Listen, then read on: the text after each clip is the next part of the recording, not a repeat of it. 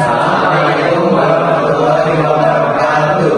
Halo teman-teman semuanya, perkenalkan kami dari kelompok 1. Di sini kami akan menjelaskan terkait materi hak dan kewajiban. Di sini kami akan mengambil tema podcast yang berjudul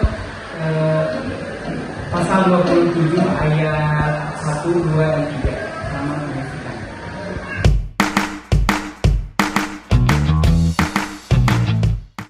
Halo guys, di sini kelompok kami akan membawakan podcast tentang pemahaman pasal 27 ayat 1, 2, dan 3. Dan di sini saya sebagai Alda Diana dan Hani sebagai pembawa acara, dan di sini juga ada rekan-rekan kami yang akan berbincang-bincang tentang pemahaman pasal 27 ayat 1 dan 2 dan 3. Selamat mendengarkan. Oke, di sini kita akan membahas tentang pemahaman mengenai pasal 27 ayat 1 sampai 3. Ini merupakan pasal yang lumayan penting dalam mengatur hak dan kewajiban sebagai warga negara. Nah, kita akan tanya dulu kepada teman-teman diskusi di sini, apa sih yang kalian gambar atau kalian pikirkan saat kalian dengar tentang pasal 27? Kalau menurut saya pribadi gitu ya, pasal 27 ayat 1 dan 2 itu mencakup tentang hak dan kewajiban warga negara. Kan kalau di pasal 27 ayat 1 itu menjelaskan bahwa setiap orang itu berhak atas hukum dan pemerintahan. Kalau misalkan ayat 27 ayat 2 itu berhak tentang mereka itu berhak tentang pekerjaan yang layak. Pasal 27 ayat 1 sampai 3 itu sangat wajib untuk dipatuhi oleh pemerintahan maupun masyarakat yang ada di Indonesia. Oke, jadi menurut Anda mungkin pasal 27 dari ayat 1 sampai 3 itu memang mengatur hukum dan kewajiban. Oke, lanjut untuk Radwan. Kalau menurut saya sih pasal 27 ini sangat menyangkut pautan gitu ya, terkait dengan kondisi kita sebagai kewajiban hak negara sekaligus kewajiban pemerintah dalam mengelola si pendidikan tersebut, karena di mana kita itu dalam pasal 27 diwajibkan untuk di mana kita harus memperoleh pekerjaan dan juga kita diberikan fasilitas oleh pemerintah agar kita mampu bekerja tersebut. Selain itu kita juga harus mematuhi segala peraturan dan hukum yang berada di dalam pemerintahan di Republik Indonesia. Selain itu kita juga wajib mendapatkan fasilitas dari pemerintah seperti transportasi maupun seperti ekonomi ya. Mungkin cukup bagi saya. Terima kasih. Mungkin dari Radwan sendiri ada opini dari Faisal. Di pasal 27 ini mungkin sedikit aja ya. Pasal 27 ini Kayak mengatur Lebih ke prospek gitu ya. prospek ya gitu. Apakah menurut kalian di Indonesia ini di kejadian nyatanya apakah hukum itu beneran terjadi secara adil-adilnya atau apakah justru sebaliknya? Nah, mungkin kalau menurut pandangan saya ya, hukum di Indonesia itu masih belum setara ya, masih lebih mementingkan dari golongan-golongan atas seperti pejabat maupun kayak pemerintah tersebut. Soalnya baru-baru ini juga ada kisah bully yang di BINUS apa itu baru, itu sangat memprihatinkan ya, karena para pihak polisi lebih mementingkan anak pejabat tersebut ketimbang perasaan si anak yang telah menjadi korban bully di sekolah tersebut.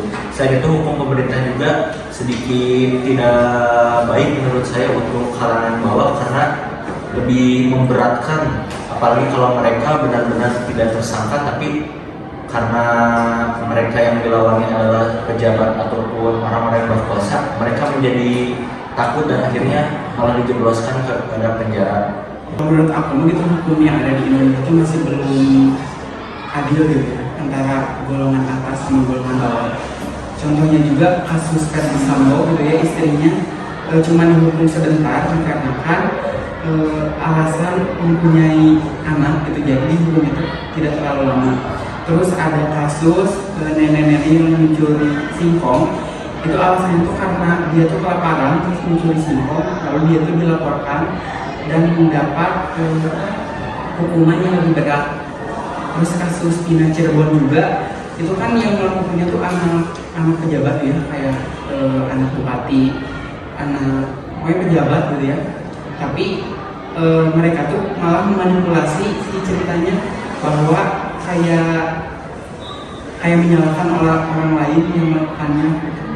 Jadi sampai sekarang pun masih belum tahu siapa yang pelakunya gitu ya. Jadi masih belum adil gitu antara golongan atas dan golongan bawah.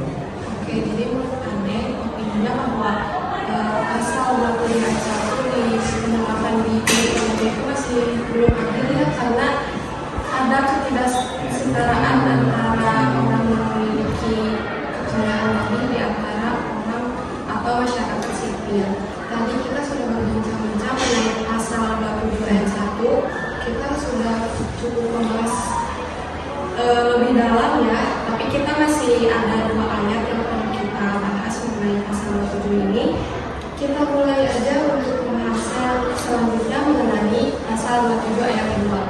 Jadi di pasal 27 ayat 2 ini menegaskan bahwa warga negara itu wajib mempunyai pekerjaan dan kehidupan yang lain. Nah, menurut kalian ini menarik sebenarnya, di Indonesia itu masih banyak loh warga pelosok yang memang kekurangan fasilitas seperti jalan, sekolah, maupun klinik dan sebagainya. Menurut kalian penerapan pasal 27 ayat 2 ini sudah merata atau belum sih di Indonesia? Kalau menurut aku pribadi gitu ya, tentang pasal 27 ayat 2 itu masih belum merata. Contohnya aja ya, di daerah Papua. Itu kan Papua itu sebagai daerah penyumbang ekonomi terbesar di Indonesia ya. Contohnya itu ada PT Freeport, PT emas terbesar di dunia di Papua. Tetapi pembangunan di Papua itu masih tergolong cukup jelek gitu ya, dari akses jalan, akses sekolah, terus akses kriminalitas yang tinggi. Tentunya kan ada OPM gitu, operasi Papua Merdeka, kayak gitu sih. Sama bahwa di Indonesia itu masih banyak sekali warga-warganya itu yang masih menganggur. Kan di ayat 2 ini kan menjelaskan bahwa setiap orang itu berhak atas pekerjaan yang layak. Nah, di Indonesia itu masih banyak sekali orang yang menganggur dikarenakan itu akibat dari kurang fasilitas pendidikan. Karena kan sekarang nggak mungkin dong anak SMA juga sekarang udah susah banget kan nyari kerja. Nah, kalau pendidikan di Indonesia itu masih tergolong masih kurang gitu ya. Nah, kalau di Indonesia kayak Jawa sentris. Mungkin kalau menurut saya di pasal 27 ayat 2 ini lebih condong ke pekerjaan dan juga kehidupan yang layak ya bagi si rakyat Indonesia itu sendiri. Kalau menurut saya di bidang bagian pekerjaan ini Indonesia masih belum setara, bahkan banyak sekali yang menganggur dan kebanyakan masih di Pulau Jawa juga, apalagi mayoritas di pulau lain seperti Kalimantan, Sulawesi dan juga daerah ketimuran itu lebih ke nelayan gitu ya. Mereka padahal di sana itu benar kata juga barusan sumber daya alam mereka itu melimpah seperti di Papua ya. Tapi mereka kurang dalam mendapatkan fasilitas baik transportasi maupun kesehatan juga di sana masih ada kurang gitu. Mereka padahal kalau misalnya diberi pendidikan khusus, contohnya seperti mereka juga bisa bekerja layaknya WNA yang berada di PT-PT yang tersebar di seluruh pulau di Indonesia.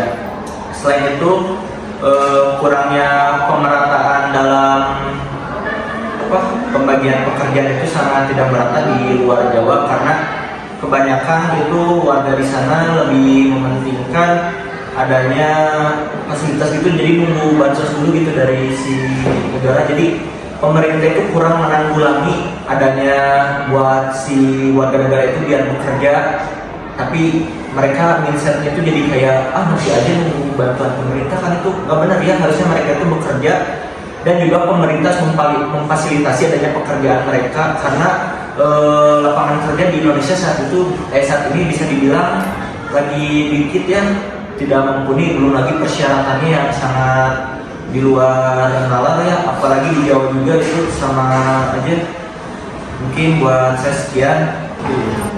Saya memang sering melihat atau membaca berita mengenai warga pelosok yang kurang mendapatkan fasilitas dari pemerintah. Tadi sudah disinggung sedikit oleh Nadia juga mengenai cara Nah, menurut kalian sebenarnya pemerintah itu peduli nggak sih soal warga pelosok yang masih kurang dalam fasilitas?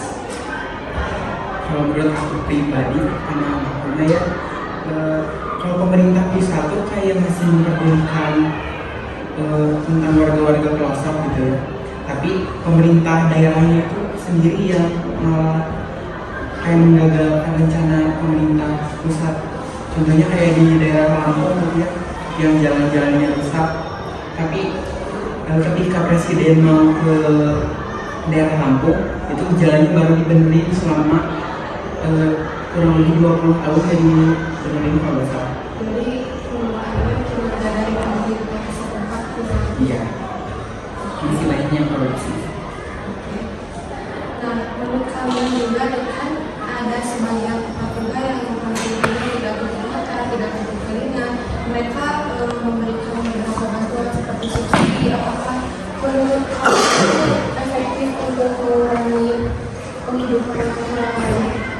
Subsidi itu pasti sangat dibutuhkannya bagi masyarakat golongan kecil ya. Soalnya subsidi itu sangat berguna gitu. Contohnya seperti gas beli, Gas. rata-rata gas yang mewah itu yang hijau itu digunakan oleh para orang-orang yang bisa tergolong dibilang menengah ke atas ya.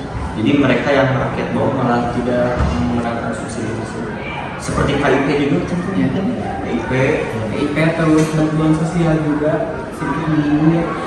Soalnya pasti yang dapat bantuan sosial itu pasti keluarganya dari pejabat itu, kayak misalkan keluarga dari RT-nya dapat lagi.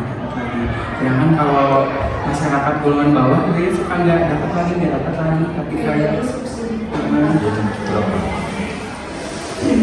Menurut kalian juga subsidi itu kan bukan berupa uang saja, bukan untuk pemenuhan gaji atau sebagainya. Menurut kalian program-program yang menyinggung pendidikan sebenarnya efektif nggak sih? Perlu atau enggak? Seperti beasiswa dan lain sebagainya, KIP juga tadi. kata aku sangat bagi pendidikan untuk melanjutkannya. Soalnya kalau di zaman sekarang tuh pekerjaan tuh nggak cukup hanya di SMA, SMK, soalnya harus ke lanjut. Soalnya ada persyaratan khusus buat masuk pekerjaan sekarang. Jadi pendidikan pasti yang buat bisa bersaing di dunia kerja. Mungkin dari ayat kedua kita sudah membahas cukup panjang. Nah, masih ada tersisa satu ayat yang bakal kita bahas mengenai pasal 7 ayat 3. Di sini mewajibkan warga negara ikut serta dalam pembelaan negara. Nah, istilah pembelaan negara ini kan luas ya cakupannya, bukan tentang masalah fisik aja. Misalkan kita membela negara ketika ingin perang atau ada ancaman militer saja. Nah, menurut kalian istilah pembelaan negara ini kan luas. Maknanya apa sih yang bisa kalian dapat dari istilah pembelaan negara selain ketika ada ancaman militer dan sebagainya? Kalau pembelaan negara contohnya yang kasus demokrasi yang tidak baik, contohnya yang kayak yang demokrasi yang baru-baru ini yang sama negosiasi itu ada di ininya peringatan. Kayak lebih mementingkan keluarga kerajaan itu, kayak misalnya maaf ya nepotisme gitu ya. Itu juga kan bisa disebut sebagai pembelaan negara ya.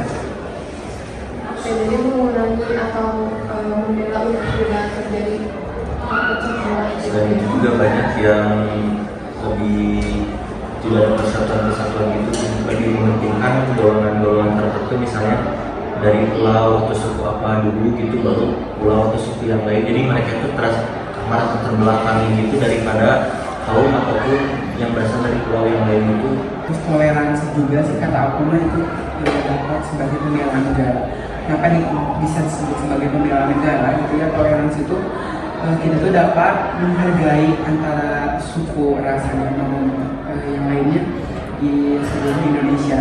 Karena kan Indonesia tuh sangat luas ya, sangat banyak juga suku, budaya, bahasa. Jadi kita tuh harus menghargai kekayaan Indonesia tersebut. Jangan sampai itu tuh terpecah belah dan menunjukkan banyak golongan juga, Iya. terutama golongan bawah.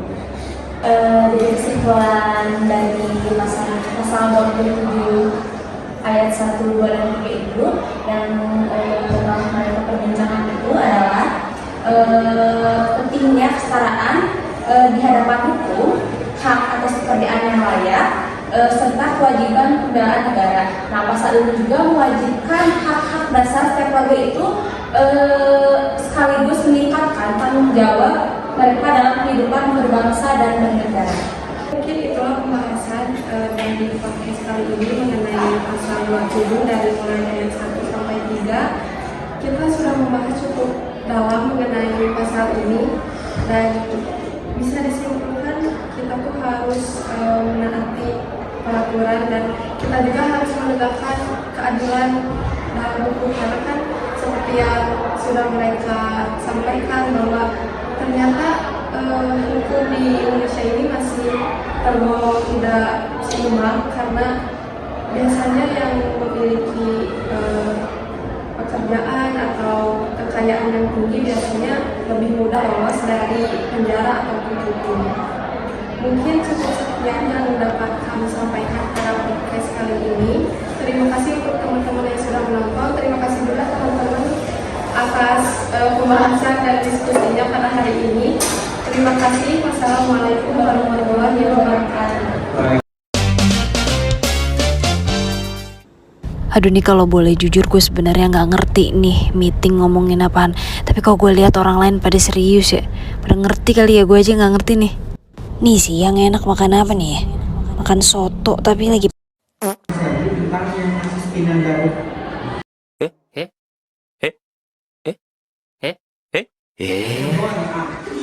Tidak sopan.